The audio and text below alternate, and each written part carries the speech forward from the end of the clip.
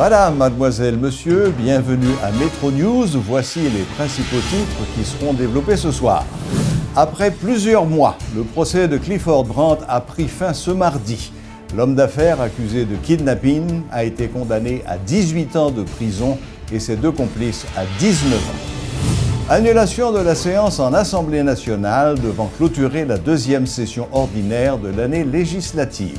Des sénateurs de la République ont infirmé le quorum. La sécurité de tous ceux qui se rendront aux urnes le 9 octobre prochain sera assurée. La garantie a été donnée par le CEP et la police qui ont tenu une conférence de presse conjointe ce mardi.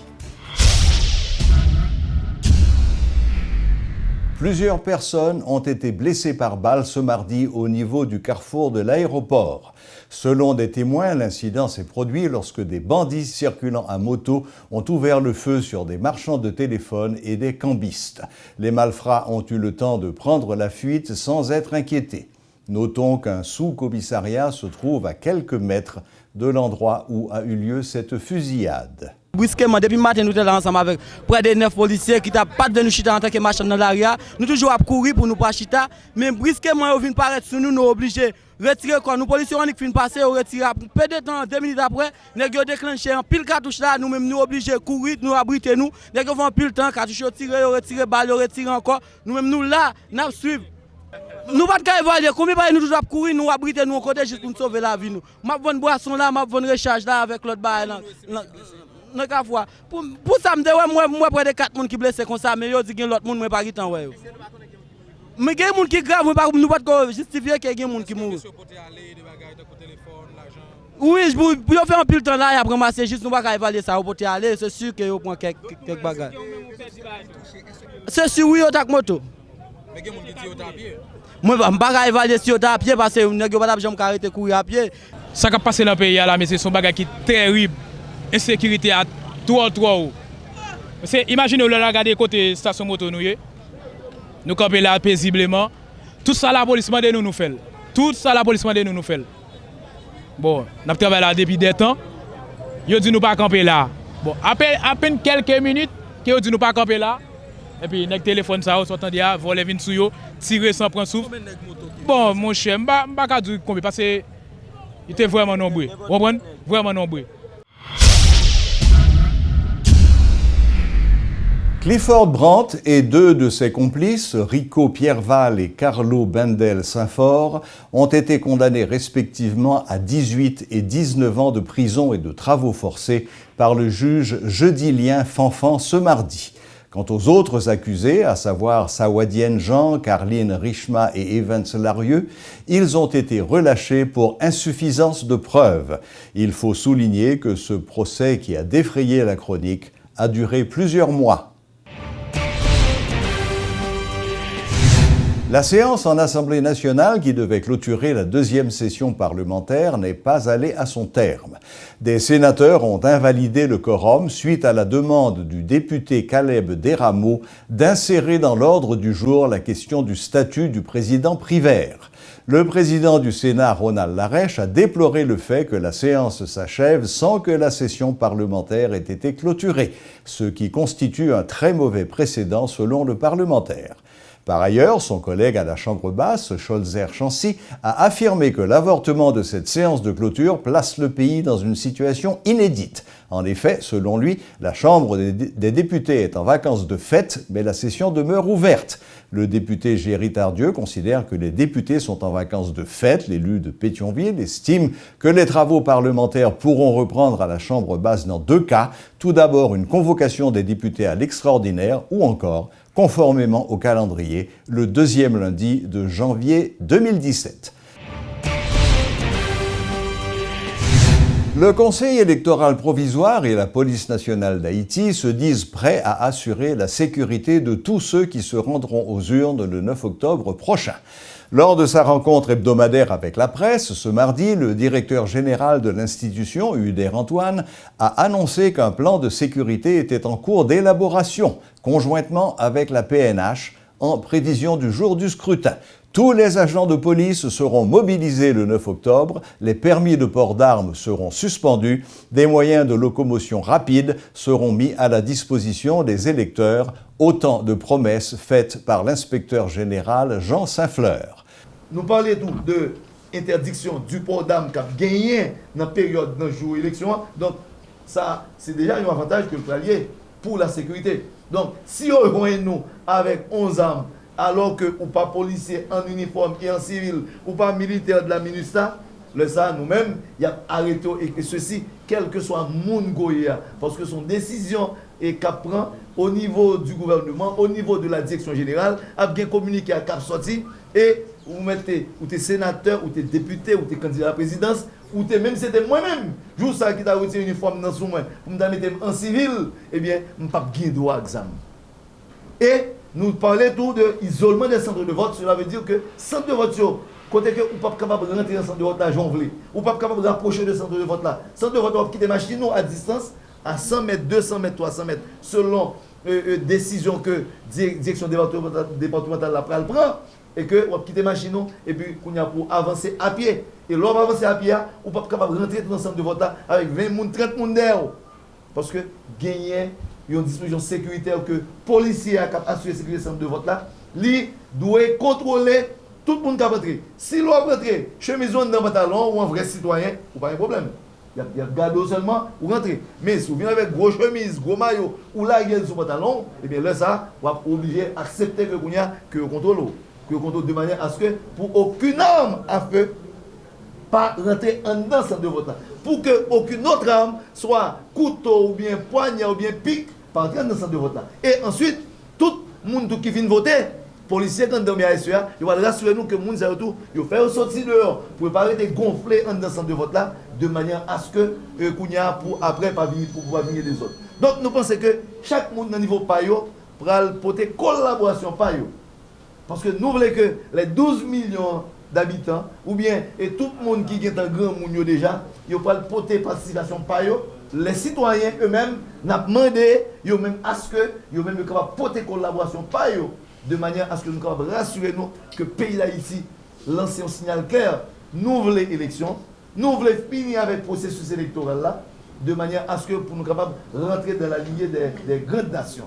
Donc, sur ce, moi je pense que il y a une volonté du CEP que nous-mêmes qui travaillons avec CEP Noël, d'ailleurs CEP n'a pas autant, dans tout le programme, il a avancé sérieusement, nous croyons que nous confions que nous parler pour la sécurité des élections, nous parler pour jour ça que nous, à moins que 30 jours des élections, nous soit à 27 ou à 28 jours des élections.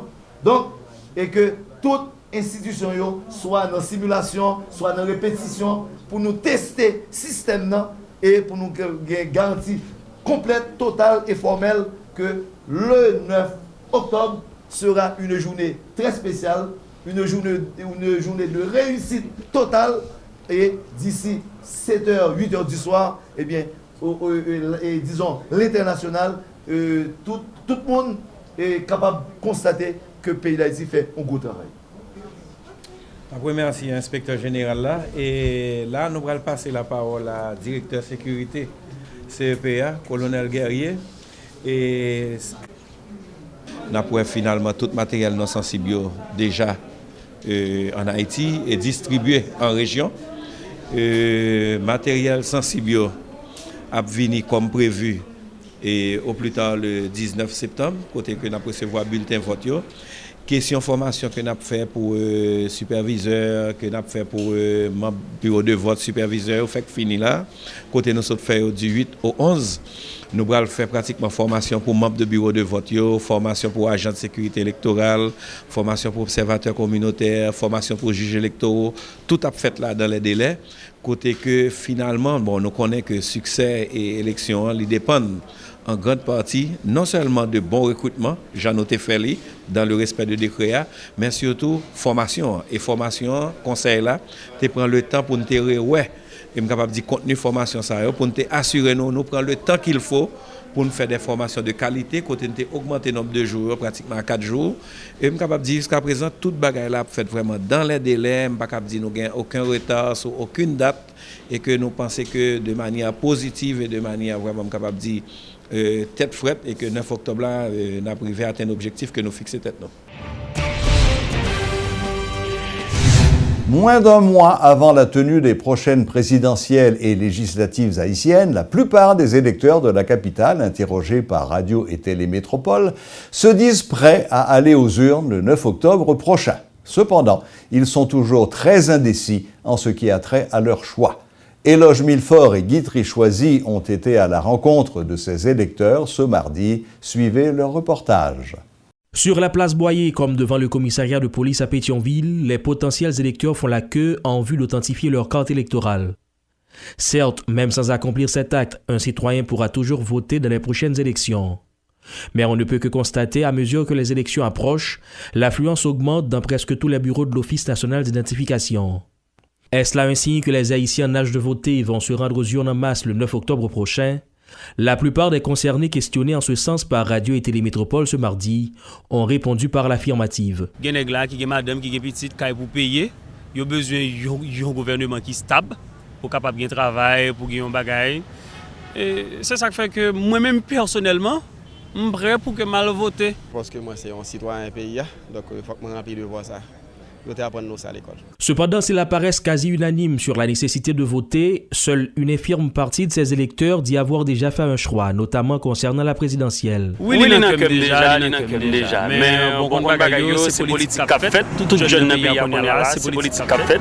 On va pas dire ça parce que on va qu'est-ce que mon candidat déjà, lui là parce que on a un déblocage.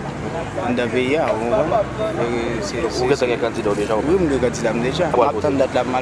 Mis à part cette catégorie d'électeurs qui ont arrêté leur choix, d'autres se disent prêts à voter pour un candidat désigné par un leader qu'ils respectent. Qu'il s'agisse d'un magistrat communal, d'un parlementaire ou d'un candidat aux législatives, entre autres. Je suis prêt à voter parce que j'ai une carte électorale. Vous comprenez, je m'identifier 4 mois là, toute bagaille. Mais actuellement, là, on a un magistrat dans la commune, c'est l'Inapton, qui pour nous président par nous, pour nous voter. Moi, on a un candidat. Tout ça, il dit nous fait, nous prêts pour nous ensemble avec lui. Mais depuis nous, nous n'avons pas de candidat, nous-mêmes, nous n'avons pas de candidat non plus. Il met bon rat, il met bon pipi, mais lui, pour dire, mais ça mal, pour ne pas perdre gain vote. Mais alors que la campagne électorale prend timidement de l'ampleur, que les prétendants à la magistrature suprême tentent de vendre leur programme, les électeurs se disent encore indécis sur le choix du prochain président de la République. Ils affirment avoir encore besoin du temps avant de décider. Jusqu'à date, je t'entendais parler de 4 premiers candidats, je regarde les programmes, je suis ça qu'il a dit, qu'est-ce qu'il a posé tout dans diverses communes. Ça peut être une idée plus claire pour moi qui est où m'a fait choix. Jusqu'à maintenant, mon choix directement, c'est à partir de débat, je suivre. Et puis jusqu'à ce que je mon choix. En fait, je dois voter, je suis citoyenne, je suis haïtienne, j'ai tout devoir pour me voter. Mais je vais voter pour qui est, parce que chaque monde qui vient, il a fait. Le pays a toujours été dans le même état que l'IE. Restent quelques interrogés qui n'ont manifesté aucune volonté d'aller voter le 9 octobre, mettant en doute la crédibilité du processus électoral, ainsi que celle des candidats.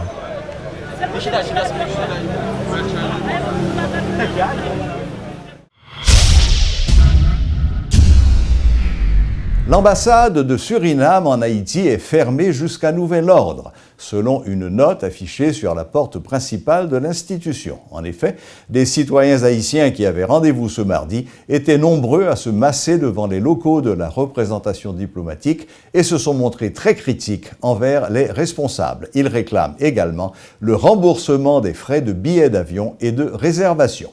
Un reportage de Sheila Louis-Joseph et Elsain Dieu-Lassin. Ils étaient plus d'une centaine de citoyens à se réunir ce mardi devant les locaux du consulat général de la République de Suriname. Passeports et autres documents en main, ces personnes qui souhaitent voyager se disent choquées d'apprendre qu'il leur faut un visa. Par contre, pour quelle raison? Et pas aucun rendez-vous, nous pas retenir un rendez-vous là. Ce ticket à $1,200 américains plus 75 1200 dollars. 1200 dollars. Puis, il a fait l'acheter un petit 4 pour 35 dollars. Il a fait une réservation, hôtel pour 40 dollars, pour 1275 dollars. C'est pas sérieux ça. Le peuple a bouqué à tort. Faut que nous ayons un mot dans le pays. Déçus et très en colère, ces citoyens qui souhaitaient voyager pour se rendre à Suriname en quête de mieux-être ont exigé le remboursement de leurs frais. Alors ça fait nous mal en pile. Nous sommes malheureux. Nous travaillons en pile pour nous faire comme la liberté perdue dans conditions ça. Pour faire 1000 dollars américains, ce n'est pas qui est facile dans le pays ça. Si toutefois on ne peut pas voyager, pour mettre l'argent. Le consulat général de la République du Suriname étant fermé jusqu'à nouvel ordre, pas moyen d'avoir une réaction auprès des responsables. Notons qu'entre-temps, cet attroupement a eu un impact temporaire sur le fonctionnement du guichet chauffeur de la Unibank, qui est logé également dans le même bâtiment. C'était pour Télémétropole, Sheila Louis-Joseph et Elessie Dieu-Lassin. Lancement ce mardi d'une formation en passation des marchés publics destinée aux professionnels et cadres de la région métropolitaine. Une initiative de la Commission nationale des marchés publics qui vise à former les agents de l'État, d'organismes autonomes ou d'entreprises publiques aux modalités de la passation de marchés conformément à la loi. Julie Archil assistait à ce lancement, suivez son reportage. La transparence dans la passation des marchés publics, un pays vers une culture de bonne gouvernance économique, c'est sur ce thème que la Commission nationale des marchés publics a lancé cette formation ce mardi. Une occasion pour le Premier ministre Enex Jean-Charles d'appeler les responsables à respecter les règles de la passation des marchés publics. Ce projet de formation en passation des marchés publics revêt donc d'une grande importance pour le pays, puisqu'il va permettre aux administrations de disposer de cadres formés pouvant faciliter la consommation des crédits budgétaires, notamment ceux d'investissement, dans des conditions efficientes, tant pour elles que pour les titulaires de marché. D'autre part, le Premier ministre a dit vouloir mettre l'accent sur ce domaine porteur de croissance pour l'économie. Elle permettra à la population d'obtenir les biens, services et travaux de bonne qualité. Le coordonnateur de la CNMP pour sa part a indiqué que cette initiative entrait dans le cadre du contrôle exercé sur les entreprises publiques par la Commission. Elle a entrepris au cours de ces dernières années la réalisation de nombreuses activités qui doivent influencer la normalisation de la passation des marchés publics. Cette formation qui commence ce mardi 13 septembre prendra fin en novembre 2016. Elle est totalement financée par le Trésor public. Voilà, c'est tout pour aujourd'hui. Merci de votre fidélité et à la prochaine, même heure, même chaîne.